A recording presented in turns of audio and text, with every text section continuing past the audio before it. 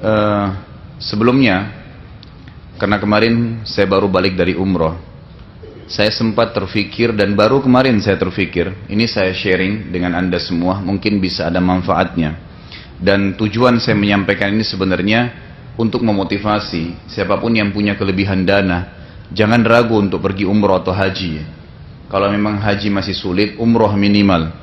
Karena tidak balance sebenarnya antara uang yang kita keluarkan dengan pahala yang kita dapatkan gitu.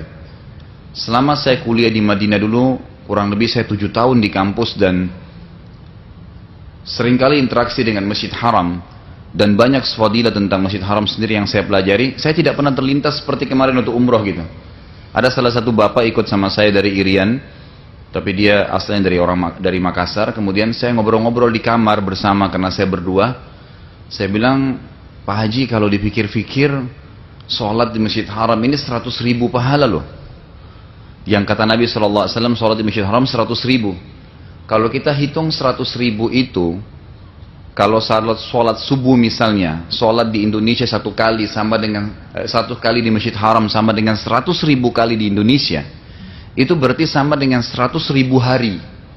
Jadi kalau 100.000 hari itu dibagi jumlah hari per tahun 365 hari, itu kurang lebih 274 tahun. Jadi satu kali kita sholat di Masjid Haram Mekah, itu sama dengan 274 tahun sholat di Indonesia. Kalau dibagi, ini baru satu sholat ya, baru sholat subuh aja misalnya. Nanti sholat duhurnya sama lagi, sama dengan 274 tahun sholat di Indonesia duhur, kalau satu kali duhur di Masjid Haram.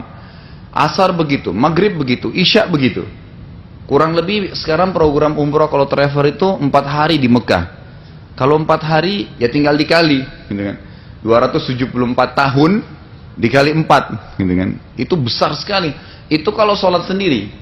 Kalau sholat berjamaah dilipat gandakan menjadi 25 kali lipat. Jadi itu kita bisa dapatkan ribuan tahun hanya dengan sekian hari. Saya katakan sama beliau kemarin, coba dibalanskan uang yang kita keluar 2.000 sampai 3.000 dolar. Bagi dengan 100.000 hari. Kira-kira kita keluarin berapa rupiah per harinya? Tidak ada nilainya gitu. Ya, tidak ada nilai sama sekali uang yang kita keluarkan dibandingkan dengan kita ibadah di sana. Ini satu hal gitu kan. Hal yang lain lagi, umur kita terbatas dan umat-umat sebelum kita sangat banyak atau sangat panjang umur mereka. Seperti kaum Nabi Nuh kalau umurnya sampai 1.000 tahun. Kalau salah seorang di antara mereka beribadah 700 tahun saja, gitu kan? Itu kita ketinggalan karena umur kita hanya 60 sampai 70. Kalau ada sampai 100 itu sangat tua sekali sudah bagi kita sekarang, gitu kan?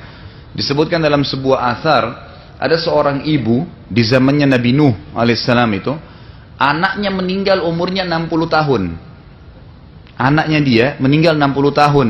Lalu ibu ini nangis-nangis. Ibu ini mengatakan apa? Dalam kisah ini atau dalam athar yang sahih dikatakan, ibu ini mengatakan kesian dia masih kecil. 60 tahun ya, kesian dia masih kecil, ya kan gitu. Dia belum merasakan kehidupan gitu. Lewatlah Nabi Nuh alaihissalam, Nabi Nuh berkata kepada dia, kenapa kau merasa sedih? Iya, anak saya meninggal umur 60 tahun, kesian masih kecil. Kata Nabi Nuh, nanti akan datang umat setelah kita nanti, di akhir zaman nanti, umurnya maksimal 60 sampai 70. Kalaupun lebih paling 100 tahun. Kata ibu itu apa? Kalau saya dikaruniakan oleh Allah umur 60 tahun saja, ya tidak lebih, tidak seperti sekarang sampai ratusan atau ribuan tahun, maka saya akan gunakan 60 tahun semuanya sujud. Semuanya sujud gitu. Tapi ini contoh. Nah, bagaimana kita membalanskan ibadah kita dengan orang-orang sebelum kita kalau kita tidak maksimalin tempat-tempat seperti ini. Terlebih lagi yang sering kali ada pertanyaan atau yang sering mungkin tergugah dalam hati Anda, oh kalau saya umroh biayanya berapa ya? 20 juta, 30 juta, kan gitu. Besar sekali. Pikiran kita seperti itu ya. Padahal sebenarnya Anda lupa ada sebuah hadis Nabi SAW yang berbunyi, sesungguhnya, ya ini jaminan. Hadis sahih riwayat Al-Hakim, sesungguhnya haji dan umroh itu akan menghilangkan kefakiran dari seseorang seperti api menghilangkan karat dari besi. Jadi umroh dan haji itu membuat kita kaya sebenarnya, sedang investasi kepada Allah untuk membuka pintu kekayaan. Itu hadis sahih gitu kan. Jadi banyak orang tidak sadar itu, makanya tidak ada orang yang pulang umroh haji itu jadi miskin. Kalau kita istilahkan Indonesia, ibu haji dan pak haji biasanya paling tidak hidupnya cukup gitu kan. Ini itu karena memang ada pengaruh daripada umroh dan haji tadi. Ini sedikit saya sharekan apa yang kemarin saya dapatkan, mudah-mudahan bisa menjadi manfaat buat kita.